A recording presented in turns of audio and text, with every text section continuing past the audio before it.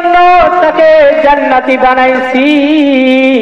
আমার ওই বান্দা যখন কিছুদিন আগে যখন দুনিয়ার জমিন ছেড়ে আমার এই অন্ধকার কবরের মধ্যে আসে, তখন তার স্ত্রীটা গর্ভবতী ছিল।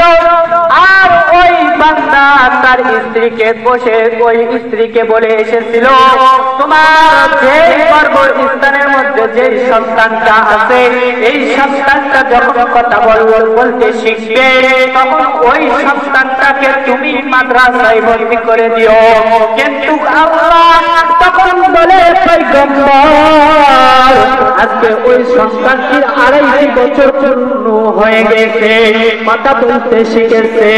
আর ওই সন্তানের মা তখন ওই সন্তানকে একটি মাদ্রাসায় ভর্তি করে দেয়।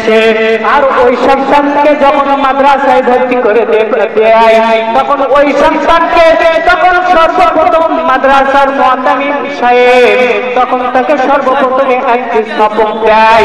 সবকটা হচ্ছে, আউযু বিল্লাহি মিনাশ শাইতানির রাজীম, বিসমিল্লাহির রাহমানির রাহিম।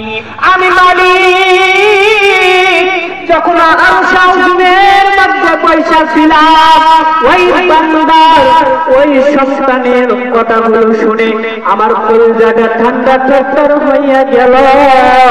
আর আমি ওই সন্তানের কথাগুলো শুনে ওর বাবাকে কেমনে আযাব দিব, ওই কারণে আমি আল্লাহ ওই বান্দাকে ওর সন্তানের জন্য আমি জান্নাতি বানাইয়া দিয়েছি।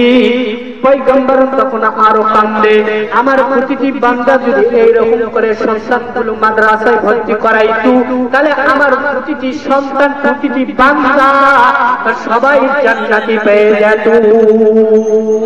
আমার জন্য সকলে দোয়া করবেন, আল্লাহ সুবহানাহু ওয়া তাআলা রব্বুল আলামিন এই মাহফিল, এই মজমা, এই মাদ্রাসাকে কবুল আর মঞ্জুর যেন করে নেন। ওয়া আখিরি দানা আলহামদুলিল্লাহি রাব্বিল আলামিন। আসসালামু